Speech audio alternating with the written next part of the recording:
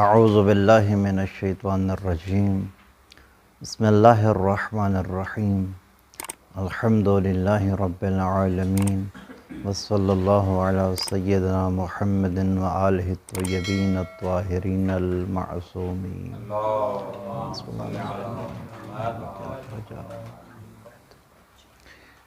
اما بعد فقد قال اللہ الحکیم بسم اللہ الرحمن الرحیم ان الابرار لفی نعیم صدق اللہ العلی العظیم۔ بارگاہ حضرت امیر المومنین علی بن ابی طالب علیہ السلام سے قرآن مجید کا ترجمہ اور تفسیر بیان کرنے کی سعادت عظیمہ حاصل ہو رہی ہے۔ تو آج کی ہماری گفتگو جو ہے وہ سابقہ آیات کے کچھ خلاصے کے بارے میں بھی ہے کہ سابقہ آیات میں ہم نے یہ عرض کیا تھا کہ اللہ پاک نے کلام مقدس میں فرمایا وَإِنَّ عَلَيْكُمْ لَحَافِظِينَ کہ تمہارے اوپر نگران فرشتے مقرر کیے گئے ہیں، کرامن کاتبین کہ جو ایسے محترم ہیں کہ جو تمہارے نامہ اعمال کو لکھ رہے ہیں۔ اور کل کی گفتگو میں ہم نے یہ بتایا تھا کہ یہ فرشتے جو ہیں یہ انسان کی نیت سے بھی آگاہ ہوتے ہیں۔ انسان اگر کوئی اچھا کام کرنا چاہ رہا ہے تو اس کی سانس سے خوشبو آتی ہے تو وہ فرشتوں کو پتہ چل جاتا ہے کہ یہ نیکی کرنا چاہ رہا ہے، اور اگر کوئی برائی کا ارتکاب کرنے کا سوچ رہا ہے تو وہ اس کی سانس بدبودار ہو جاتی ہے، تو جس کی وجہ سے فرشتے کو پتہ چل جاتا ہے کہ یہ برائی کا مرتکب ہونے والا ہے۔ تو اسی لیے سرکار دو عالم ختم مرتبت حضرت محمد مصطفیٰ صلی اللہ علیہ وسلم کا ارشاد گرامی ہے انما الاعمال بالنیات کہ اعمال نیتوں سے وابستہ ہیں۔ تمہاری جتنی خوبصورت نیت ہوگی اتنا ہی تمہارا خوبصورت عمل ہوگا، کیونکہ یہ اعمال جو ہیں یہ اپنی نیتوں پر موقوف ہیں۔ اور سرکار امام حسن عسکری علیہ السلام سرکار کا فرمان ہے کہ نیت المومن خیر من عملہ کہ مومن کی نیت جو ہے وہ اس کے عمل سے بھی بہتر ہے۔ تو کسی بندے نے عرض کیا مولا یہ کیسے ہو سکتا ہے کہ ایک مومن کی نیت اس کے عمل سے بہتر ہو جائے، اس کے عمل سے بھی خیر ہو؟ تو معصوم نے فرمایا کہ ہو سکتا ہے کہ کوئی انسان کوئی مومن عمل کر رہا ہو اور عمل میں وہ ریاکاری کا شکار ہو جائے، مگر نیت میں ریاکاری نہیں ہو سکتی، کیونکہ نیت انسان کی پوشیدہ ہوتی ہے، آشکار نہیں ہوتی ہے، مگر انسان کا عمل جو ہوتا ہے وہ آشکار ہوتا ہے، وہ ظاہر بظاہر کرنا ہوتا ہے۔ تو عمل میں ریاکاری ہو سکتی ہے مگر نیت جو ہے وہ خالص ہوتی ہے، اس لیے وہ نیت جو خالص ہوتی ہے وہ مومن کے عمل سے بہتر ہوتی ہے۔ ایک حدیث میں امام صادق علیہ السلام نے ارشاد فرمایا اللہم صلی علی محمد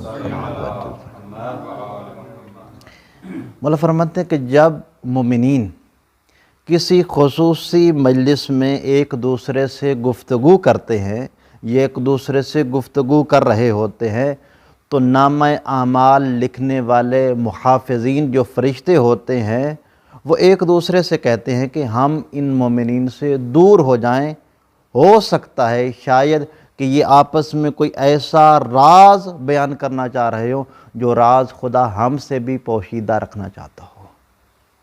تو وہ یہ نامہ اعمال لکھنے والے فرشتے ان مومنین سے دور ہو جاتے ہیں۔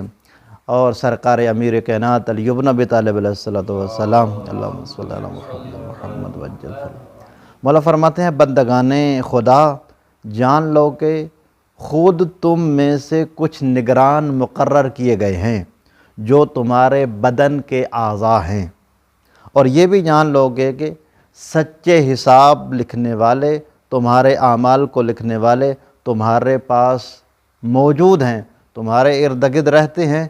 وہ کیا کرتے ہیں؟ وہ تمہاری سانسوں تک کو محفوظ کرتے ہیں۔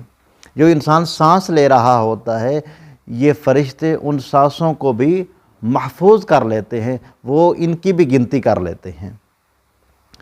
مولا فرماتے ہیں کہ نہ شب تاریک کی سیاہی تمہیں ان سے پوشیدہ رکھ سکتی ہے، اور نہ ہی محکم اور بند دروازے انہیں تمہارے پاس آنے سے روک سکتے ہیں۔ اگر کوئی بندہ یہ کہے کہ میں کوئی ایسا برا عمل کرنا چاہ رہا ہوں، میں دروازے بند کر دوں، اور وہ فرشتے جو نامہ اعمال لکھنے والے ہیں وہ نہیں لکھ پائیں گے، مولا فرماتے ہیں ایسی بات نہیں ہے۔ تم جہاں کہیں بھی ہو، تنہائی میں ہو، شب کی تاریکی میں ہو، جہاں کہیں بھی ہو، کوئی دروازہ، کوئی تاریکی، کوئی کسی قسم کی بھی روک تھام ان فرشتوں کو تمہارے اعمال لکھنے سے روک نہیں سکتی ہے۔ اور سابقہ آیت کہ جس میں اللہ پاک نے ارشاد فرمایا تھا کہ یا ایھا الانسان ما غرک بربک الکریم، کہ اے انسان تجھے تیرے کریم پروردگار کے بارے میں کس چیز نے دھوکے میں مبتلا کر دیا۔ تو انسان جو غرور کرتا ہے، جو تکبر کرتا ہے، ہم نے بتایا تھا کہ اس کی ایک مستقل وجہ کیا ہے؟ کلا بل تکذبون بالدین، ہرگز ایسی بات نہیں ہے بلکہ تم کیا کرتے ہو؟ دین کو جھٹلاتے ہو۔ سابقہ تفسیر میں یہ عرض کیا تھا کہ یہاں دین سے مراد کیا ہے؟ یوم جزا ہے، محشر کا دن ہے، جب تم قیامت کے دن کی تکذیب کرتے ہو، تمہارے سامنے وہ اعمال کے انجام دینے کا جو نتیجے والا دن ہے وہ سامنے نہیں ہے، تو تم کیا کرتے ہو؟ اس وجہ سے تکبر کرتے ہو۔ مگر ایک اور تفسیر میں علی بن ابراہیم قمی نے بل تکذبون بالدین کی تفسیر بیان کرتے ہوئے ارشاد فرمایا کہ فالدین هو الولایۃ، کہ آیت مجیدہ میں دین سے مراد ولایت ہے، یعنی انسانوں کے غرور کرنے کی ایک وجہ یہ ہے کہ انسان خدا و رسول اور ائمہ معصومین علیہم السلام کی ولایت کو جھٹلاتے ہیں۔ اگر انسانوں کو یہ علم ہو جائے، اگر اس حقیقت سے انسان آگاہ ہو جائے کہ خدا و رسول اور ائمہ معصومین علیہم السلام ولی ہیں اور ان کے اعمال پہ وہ گواہ بھی ہیں، اور ان کی جان، مال، عزت، ناموس پر وہ ان سے زیادہ حق کے تصرف رکھتے ہیں، تو پھر یہ انسان کبھی بھی غرور اور تکبر سے کام نہیں لے گا۔ اعمال کو تحریر کرنے والے فرشتے تمام اعمال کو تحریر کر رہے ہیں، تو یقیناً ایک ایسا دن بھی تو ہونا چاہیے کہ جس دن انسان کو اپنے عقیدہ و عمل کی جزا و سزا مل سکے۔ تو رحمان نے قیامت برپا کرنے سے پہلے ایک فیصلہ سنا دیا ہے، اور وہ فیصلہ اللہ پاک نے سورہ انفطار کی آیت نمبر 13 میں بیان فرمایا ہے۔ کیا ارشاد فرمایا؟ ان الابرار لفی نعیم، ان الابرار، ان بے شک، بلا شبہ، ابرار بار یا بر کی جمع ہے۔ ابرار یعنی نیکوکار ہستیاں، ہر قسم کی نیکی کو بر کہتے ہیں، جو اس نیکی کو انجام دینے والے لوگ ہوتے ہیں، جو ہستیاں ہوتی ہیں، انہیں ابرار کہا جاتا ہے۔ نعیم، بعض علماء کے ہاں یہ نعیم مفرد بھی ہے، اور بعض کے ہاں انہوں نے ترجمہ جو ہے وہ جمع کا کیا ہے۔ نعمت کے معنی میں نعیم، نعمت کے معنی میں ہے، اور یہ لفظ نعیم صفت مشبہ ہے، اور آپ جانتے ہیں کہ جب صفت مشبہ کا کلمہ استعمال کیا جاتا ہے تو وہ ثبوت اور استمرار کے اوپر دلالت کرتا ہے، کہ یعنی جو انسان کو، جو ابرار لوگوں کو قیامت کے دن جنت میں نعمات ملیں گی، وہ ہمیشہ ہمیشہ کے لیے ہوں گی، وہ ہمیشہ مستمر اور باقی رہیں گی۔ ارشاد حضرت ہدیت ہوتا ہے ان الابرار لفی نعیم، بے شک نیک اور صالح لوگ نعمت میں ہیں۔ یعنی اگر آج بھی جو لوگ اس دنیا سے چلے گئے ہیں اور زندگی وہ خوبصورت گزار کے گئے ہیں، ابرار کی زندگی گزار کے گئے ہیں، وہ آج بھی قبروں میں، برزخ میں، نعمات الہیہ میں زندگی گزار رہے ہیں۔ یہ ایک فیصلہ اللہ پاک نے کیا کہ اگر ابرار بنو گے تو الہی نعمات میں تم مستقل طور پر کروٹیں بدلتے رہو گے۔ مگر تصویر کا دوسرا رخ کہ جس کو خالق کائنات نے سورہ انفطار کی آیت نمبر 14 میں بیان فرمایا وَإِنَّ الْفُجَّارَ لَفِي جَحِيمٍ، وَإِنَّ، بے شک، فجار یہ فاجر کی جمع ہے۔ اصل میں یہ جو کلمہ فاجر ہوتا ہے، فاجر، یہ وسیع طور پر شگاف اور آشکار کرنے کے معنی میں ہے۔ دیکھیں ہم کہتے ہیں نا طلوع صبح، طلوع صبح کو بھی اس لیے فاجر کہا جاتا ہے کہ گویا کہ رات کا سیاہ پردہ سپیدہ سحر کے ہاتھوں کلی طور پر شگافتہ ہو جاتا ہے، اور فاجر کے آتے ہی رات کی جو تاریکی ہوتی ہے وہ بالکل ختم ہو جاتی ہے۔ رات کی تاریکی کی وجہ سے جو سیاہی کے پردے پڑے ہوتے ہیں وہ بالکل کیا ہو جاتے ہیں؟ ختم ہو جاتے ہیں، وہ سیاہی کے پردے ہٹ جاتے ہیں۔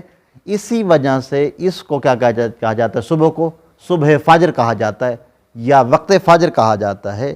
اسی بنا پر فجور کا لفظ ان لوگوں کے اعمال کے بارے میں استعمال ہوتا ہے جو پاک دامنی اور تقوی کا پردہ چاک کر لیتے ہیں اور گناہ کی دھرتی پہ قدم رکھتے ہیں۔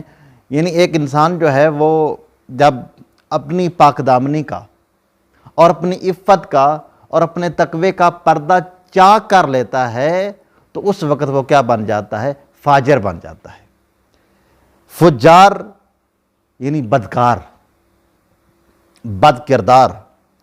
جہیم لفظ ہوتا ہے جہم، جہم کا معنی ہوتا ہے آگ کا بھڑکنا، تو اسی وجہ سے بھڑکتی ہوئی آگ کو جہیم کہا جاتا ہے۔ اور لفظ جہیم قرآنی تعبیر میں عام طور پر دوزخ اور جہنم کے لیے بولا جاتا ہے۔ ارشاد حضرت ہدیت ہوتا ہے وَإِنَّ الْفُجَّارَ لَفِي جَحِيمٍ، اور بے شک بدکار بدکردار جہنم میں ہوں گے۔ ان آیات میں اللہ پاک نے ابرار کا تذکرہ بھی فرمایا اور فجار کا تذکرہ بھی فرمایا۔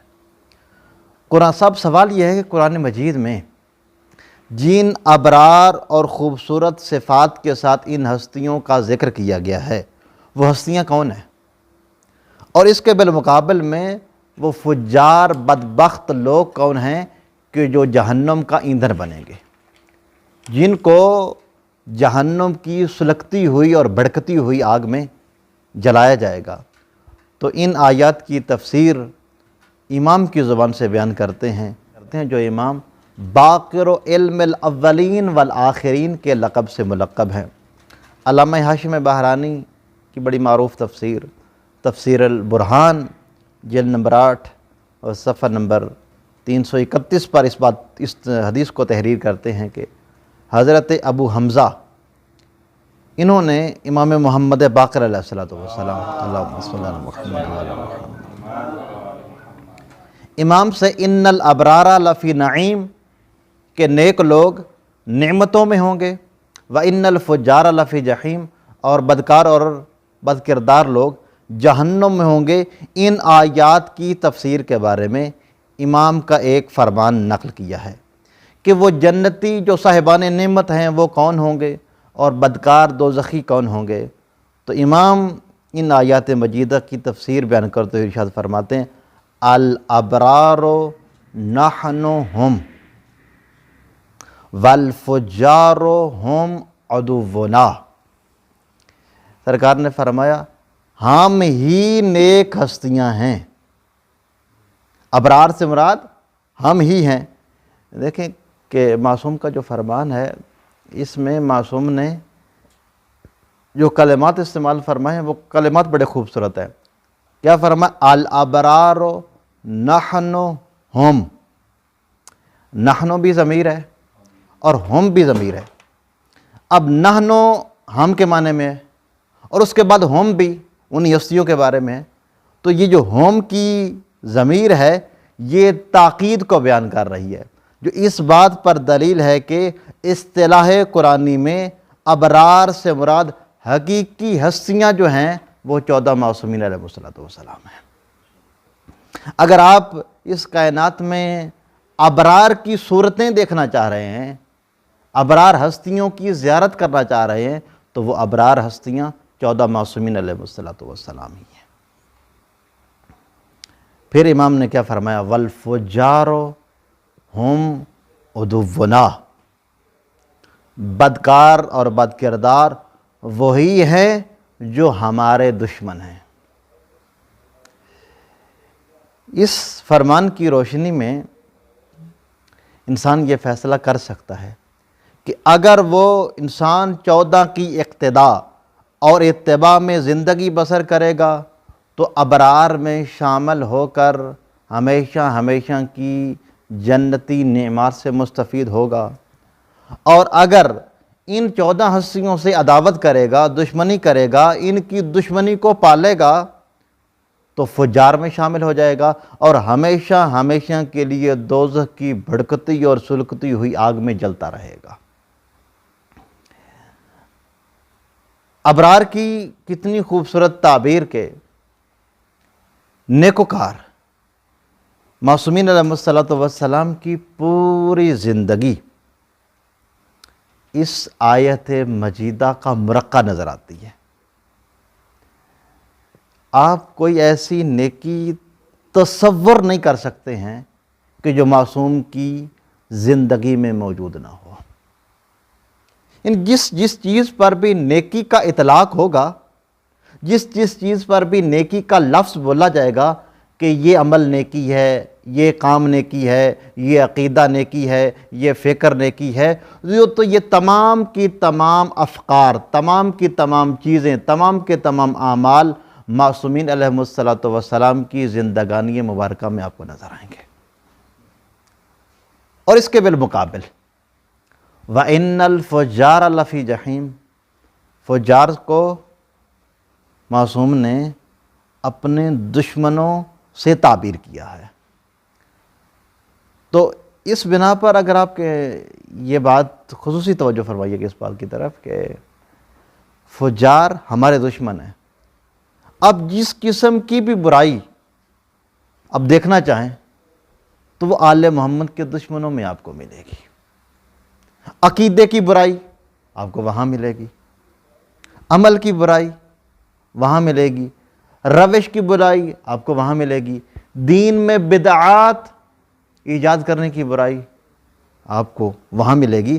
تو یعنی ابرار معصومین علیہ السلام کے لیے قرآنی اصطلاح میں کلمے کا استعمال ہونا اس بات کی دلیل ہے کہ تمام کی تمام تر نیکیاں آپ کو ذات معصومین علیہ السلام میں ملے گی، اور فجار کی قرآنی اصطلاح اس بات کی دلیل ہے کہ تمام کی تمام برائیوں کا اگر آپ مجسمہ دیکھنا چاہیں گے تو اس کائنات میں آپ کو دشمنان محمد و آل محمد کی صورت میں ملیں گے۔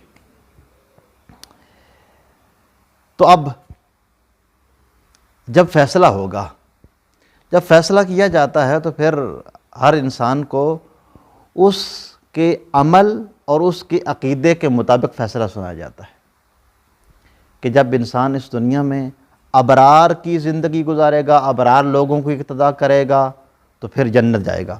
جنت میں پھر کیا خوبصورت نعمات ہوں گی، نیک لوگ جنتی نعمات میں آرام اور راحت سے ہوں گے، جہاں انہیں ہمیشہ ہر قسم کی نت نئی تازہ بتازہ نو بنو نعمتیں ملتی رہیں گی، اور ہر قسم کی لذت اور راحت کا سامان موجود ہوگا۔